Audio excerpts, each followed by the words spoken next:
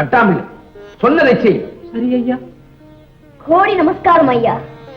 ராமலிங்கம், அனந்த கோடி ஆசீர்வாதம். சென்று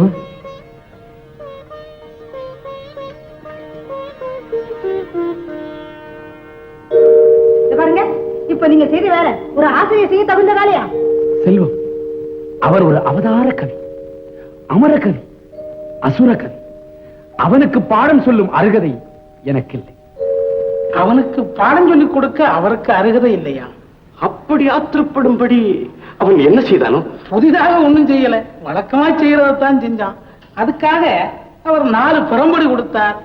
அப்புறம் அவர் ஏதோ எழுத சொன்னார், இவன் ஏதோ எழுதிட்டு வந்தான். அது படிச்சாரோ இல்லையோ, உடனே என்னைய கூப்பிட்டு அவனை எங்க இப்போ அவன் எங்க இருக்கான்? வீதியில நிக்கிறான். தெருவில் நிக்கிறான். தெருவில் நிக்கிறான். நீங்க போயிட்டு வாங்க.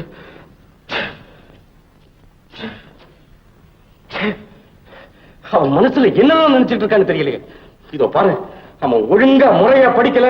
அவனுக்கு இந்த வீட்டுல உண்ண உணவோ உடுக்க உடையோ இருக்க இடமோ இல்லைன்னு சொல்லிடு. ஆத்திரமா இறஞ்சு பேசாதீங்க.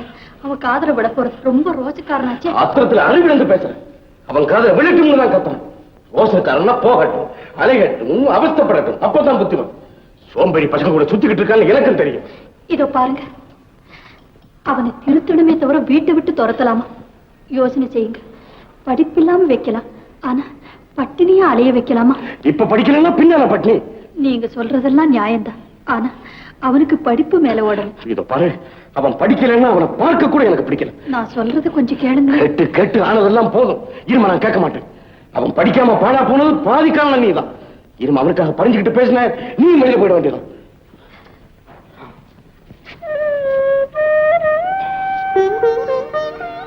இதோ பாரு, அவன் ஒழுங்காக படிக்கிறதாக சொன்னான்னா தாராளமா உள்ள வரட்டும். அவன் நல்லதுக்குத்தான் சொல்றான்.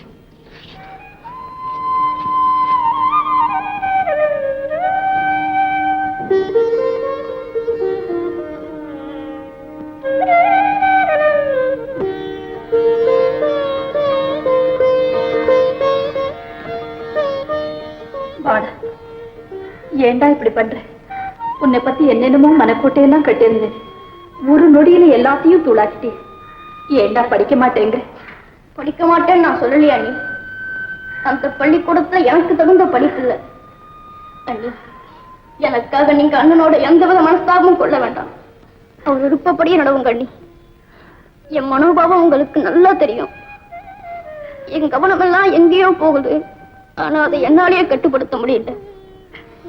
என்னை காப்பாத்தி என் கண்டு பெருமான் இருக்காரு. நீ பிடிவாதத்துல உங்க அண்ணாவை அஞ்சு கொண்டவனா இருக்கிறியே. உங்க 2 பேர் மத்தியில் அகப்பட்டுக்கிட்டு நான் தான் திண்டாடுறேன். ஏண்டா ஒண்ணு செய்வியா? எது வேணும்னாலும் செய்யறேன். நீ ஒரு நாளைக்கு ஒரு தடவையாவது உன் முகத்தை காட்டிட்டு நீ சாப்பிட்டுதான் போகணும். ரொம்ப தர்ம சங்கடமாக கட்டளை இடுறீங்களா நீ? இதனால உங்களுக்கு இடைஞ்சல் அதிகமாச்சா நீ? இருக்கட்டும், அவர் பழி பாவத்துக்கு ஆளாகாம பாத்துக்கிறது என் கடமை இல்லையா? சரி சீராணி, அண்ணன் மீது எனக்கு ஆத்திரமே இல்லை. நீ என்ன அவர் புரிஞ்சுக்கல, என்னால அவர் விருப்பப்படி நடக்க முடியல. வர நீ, நான் சொன்னது மறந்துடாதே. தம்பி, எங்கேயும் போய் அலையாம அக்கா வீட்லயே இருந்துட்டு ராத்திரி இங்கேயே வந்துரு.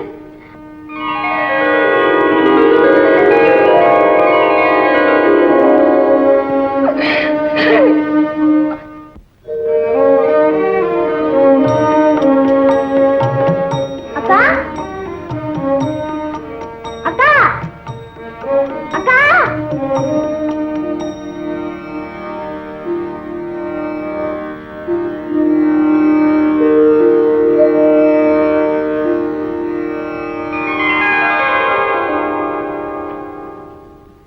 தம்பி, அக்கா, வீட்டுல எல்லாம் சுகந்தானே? வேகாத வெயில் எங்கடா வந்தே? பள்ளிக்கூடம் இல்ல? ஏன் பள்ளிக்கூடம் இருக்குது. ஓ, நீ பள்ளிக்கூடம் போகல, ஊரெல்லாம் சிட்டு விட்டு இங்க வந்த இல்ல? இல்லக்கா, நான் பள்ளிக்கூடம் போனேன். பெரியவாஜா இருக்காரு, அவர் என்ன கூப்பிட்டு பழுக்க 4 பணம் தந்தாரு. என்ன பணம்? கரப்பம் பணம் கொடுத்து நீ என் பள்ளிக்கு லாய்க்கல, இனிமே இங்க வராத அப்படின்னு சொல்லி வீட்டுக்கு அனுப்பிச்சிட்டாரு. தம்பி, ஏண்டா உன் புத்தி இப்படி போகுது?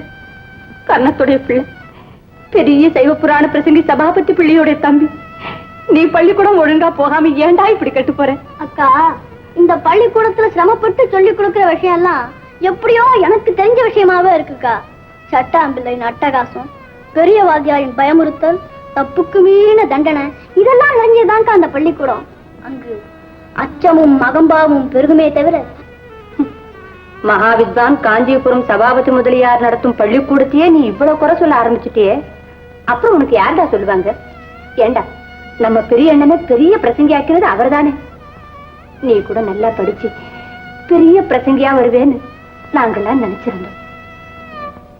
அக்கா, எனக்கு வேண்டிய வான்மழையை எதிர்நோக்கி வடித்து கிடக்கும் நிலத்தின் தாகத்தை மரத்தினையில் தேங்கி நிற்கும் பனிக்கள் சுட்டி சுட்டி தணிக்க முடியுமா? அது போல என்மையறிவு என்னும் தாகத்தை இந்த பள்ளிக்கூட படிப்பால் தணிக்க முடியாதுக்கா.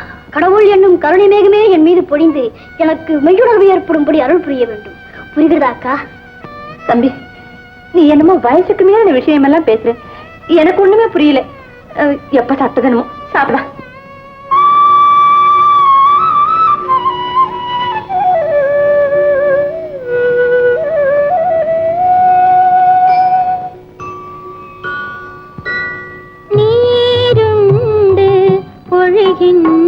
காருண்டு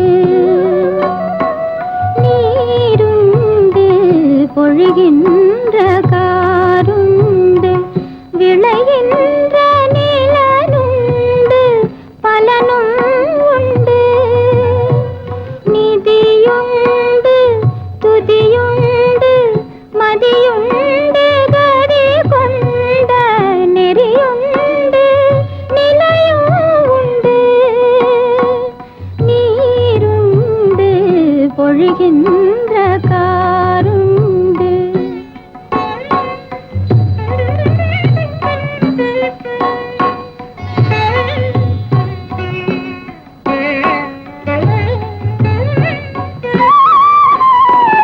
ஊருண்டு பேருண்டு மணியுண்டு பணியுண்டு உடையுண்டு கொடையும் உண்டு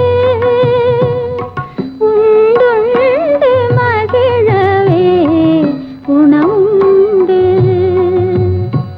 சாந்தமுறும் உளமுண்டு வளமும் உண்டு நீருண்டு பொழிகின்ற காருண்டு விளைகின்ற நிலனுண்டு பலனும் உண்டு.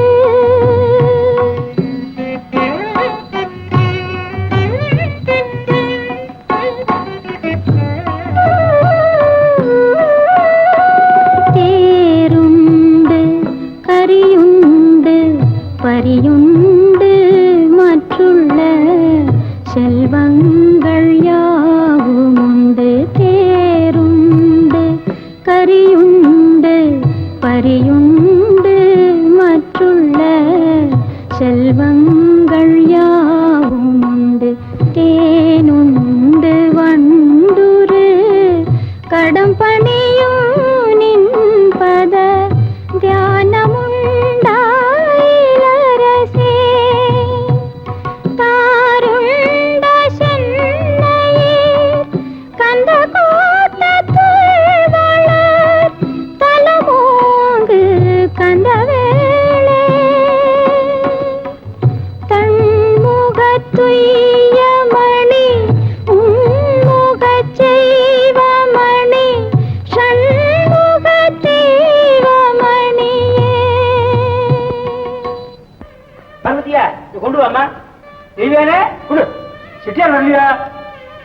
சிட்டியார் ரமலிங்க, தினம் வருவியே, வரக்காணுமே பார்த்தேன். ஈரப்பா, சிட்டியார் பூர்வ புரோஷ்டபதா நட்சத்திரம் கும்பராசௌ ஷண்முக சிட்டியார் நாமதேஸ்ய சர்வாபீஷ்ட சித்தியர்த்தம் அஷ்டோத்திர சதநாமார்ச்சனம் கரிஷ்யாமஹ.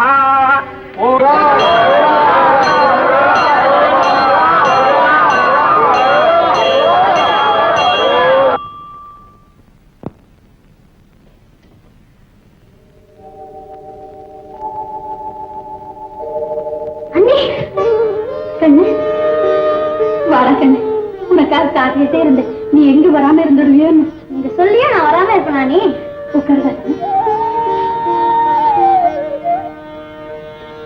ஏண்டா தம்பி, நேரத்தோட வரக்கூடாது? எப்படியா நீ? அண்ணன் பாத்திர மாட்டாரா? அவர் இன்னைக்கு ஊர்ல இல்ல, பிரசங்கத்துக்கு பல்லாவரம் போயிருக்காரு. ஆமா, நீ ஏதாவது பலகாரம் சாப்பிட்டியா? இந்நேரம் எங்க போயிருந்த?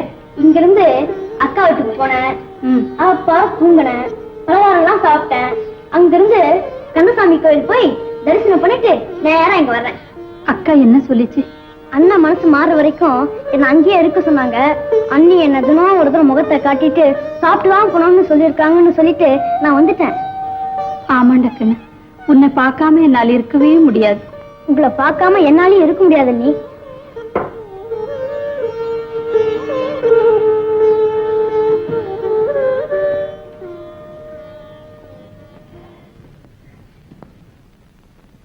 ஆமா, ஏன்பா நீ எங்க சாப்பிடுற, எங்க படுக்கிற? இல்ல சாப்பிடுறதே கிடையாதா? நித்திய உபவாசமா? அண்ணி கையால் ஒரு வேலை, அக்கா கையால் ஒரு வேலை சாப்பிடுறேன். படுக்கிறது குளக்கர மண்டபத்துல. என்ன குளக்கர மண்டபத்திலயா? பாரு, நீ சின்ன குழந்தை, உங்க அண்ணன் கோபம் தணிகிற வரையிலும் என் வீட்டுல வந்து படுத்துக்கோ. நீ அங்கெல்லாம் படுக்க கூடாது. என்ன போல எத்தனையோ பேர் அங்க படுக்கிறாங்க சுவாமி. கந்தன் கோயில் தான் எனக்கு தங்குமிடம், ஆறுமுகனுக்குத்தான் நான் அடைக்கலாம். இதை தவிர வேறெங்கும் நான் வரவும் மாட்டேன், உண்ணவும் மாட்டேன், உறங்கவும் மாட்டேன் சுவாமி. அண்ணா, நீங்க மட்டும் மனசை மாத்திக்கிட்டு தம்பி.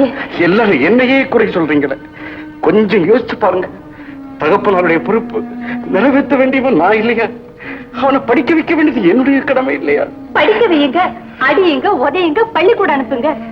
அதுக்காக அவனை விட்டு விட்டு விரட்டி அவன் இஷ்டம் போல அலைஞ்சுகிட்டு இருந்தா படிப்பு வந்துருமா?